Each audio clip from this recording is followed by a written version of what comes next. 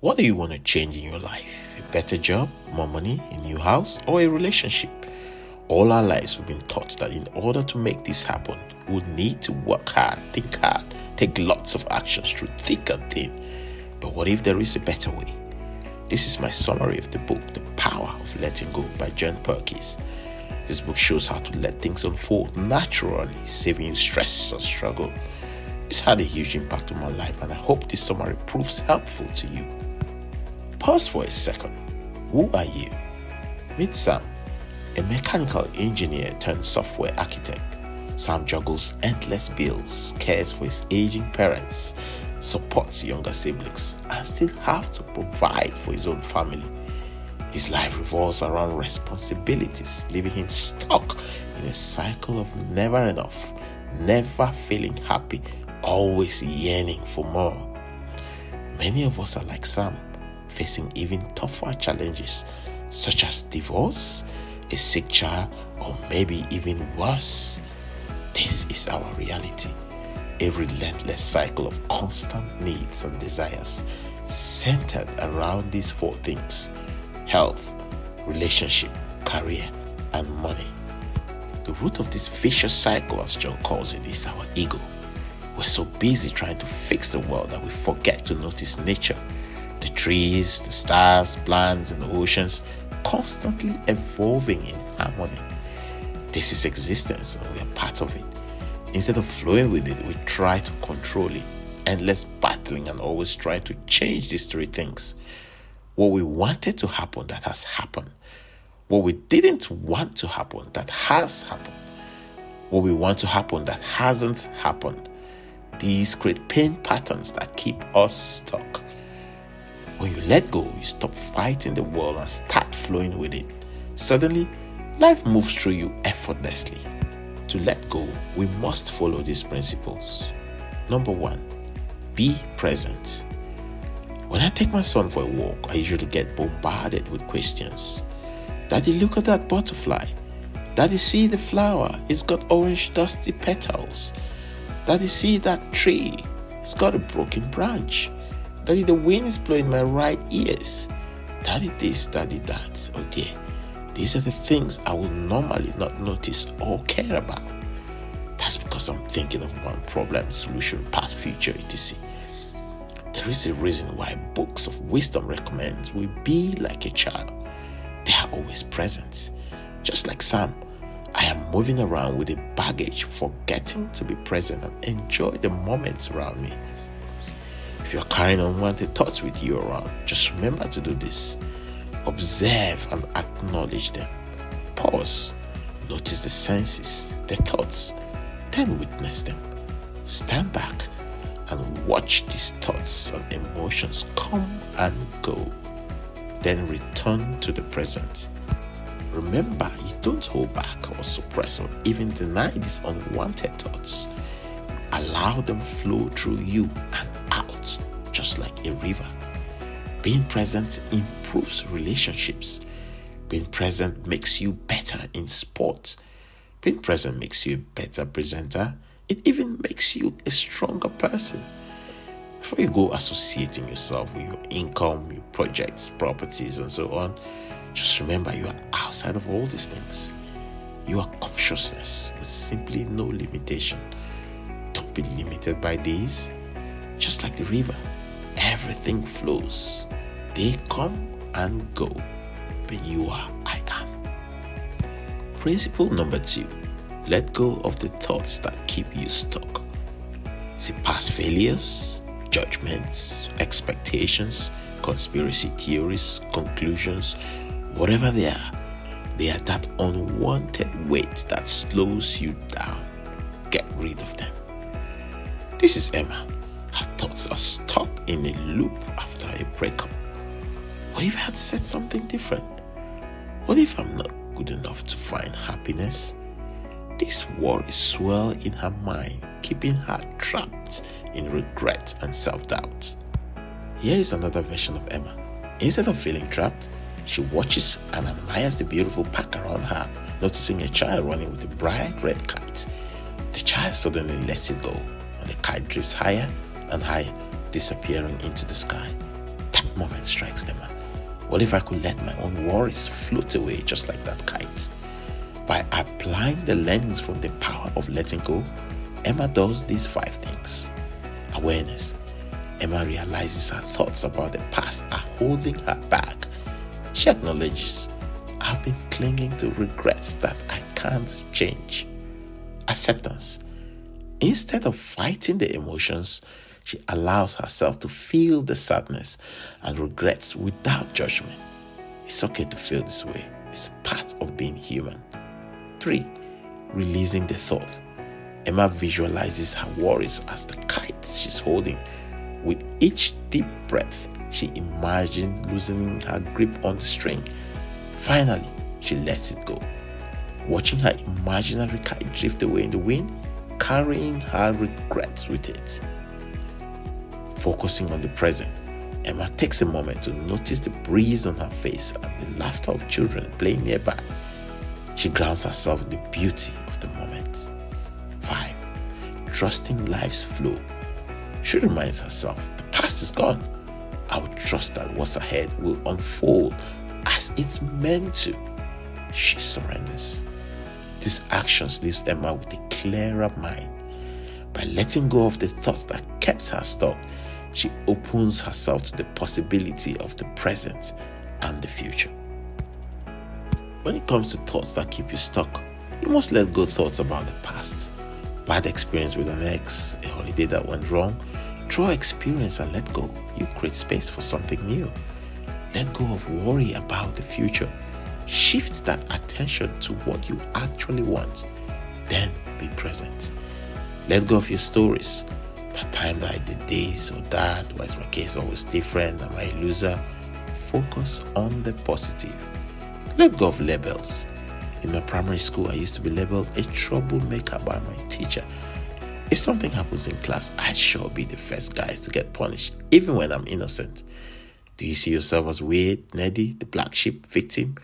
Once you have these labels for yourself or anyone, you have blocked your mind from any other possibility. Drop the labeling. Let go of judgments. There's nothing either good or bad, but thinking makes it so. Hamlet, in William Shakespeare's play Hamlet. You notice a colleague arriving late to a meeting for the 3rd time this week. Your initial reaction is frustration, accompanied by thoughts like they are so unprofessional or they don't care about this project. But remember, let go by becoming aware of these judgmental thoughts. Release the judgment and shift your focus back to the present, the meeting's objective. By doing this, you're avoiding unnecessary stress, preserving the relationship and fostering a collaborative environment. Let go of the need to be right.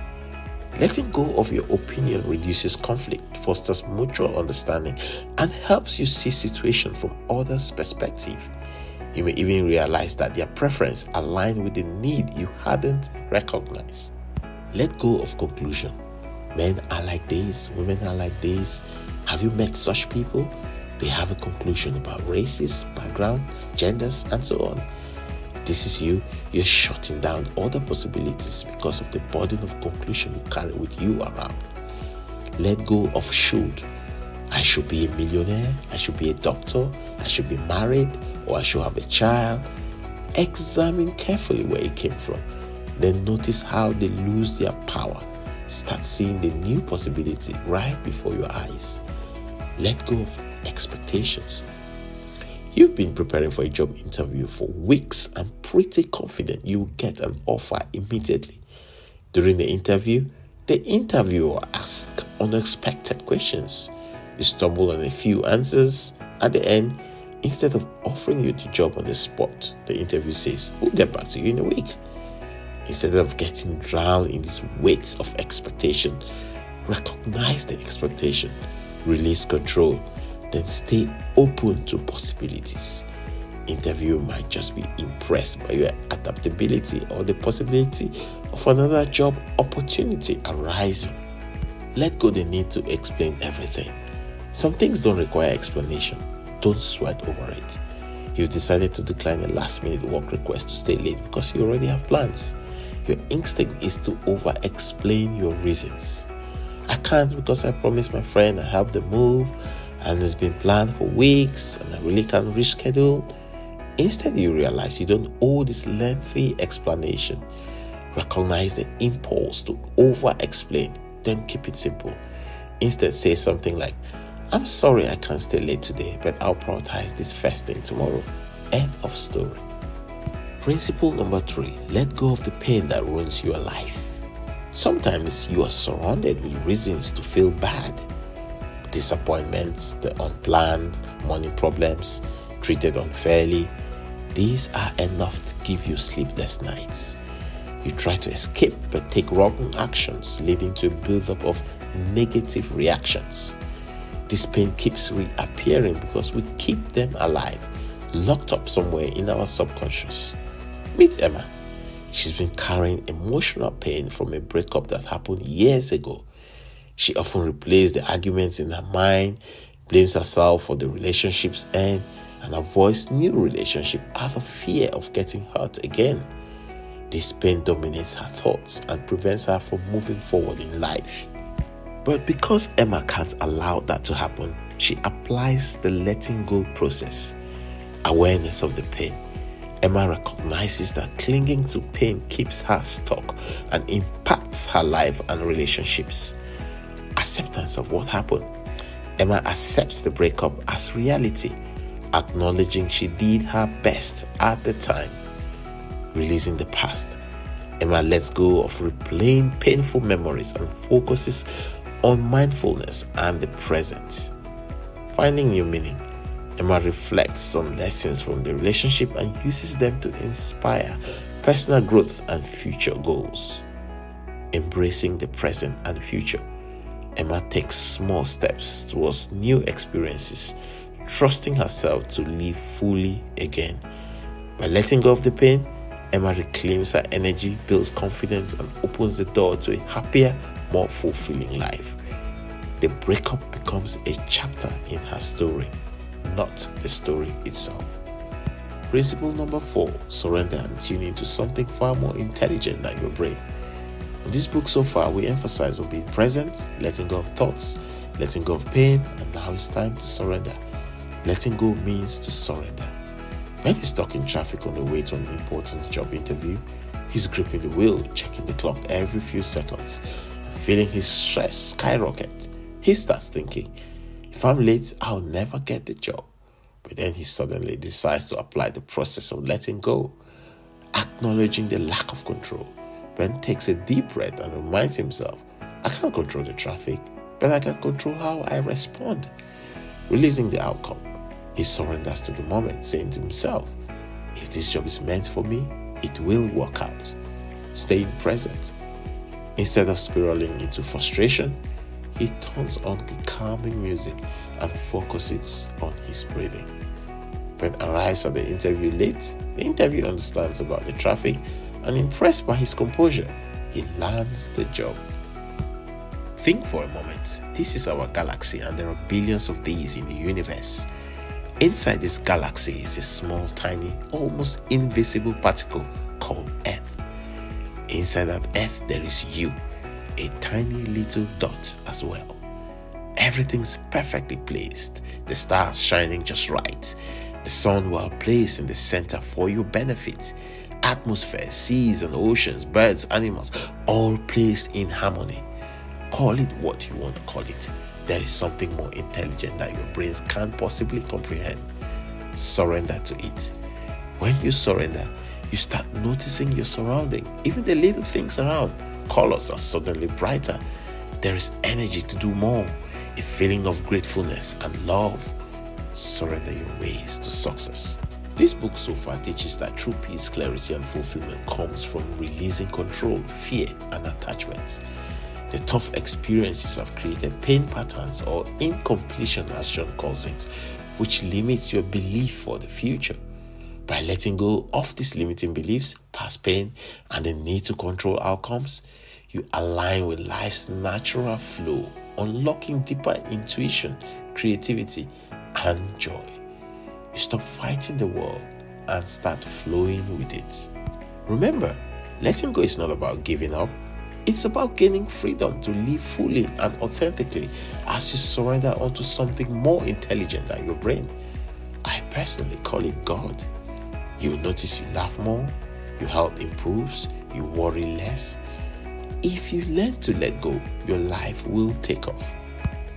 Thank you for watching and see you on the next video. For more content like this, hit the like and subscribe button. Let's make this epic journey together as we read and discuss books after books.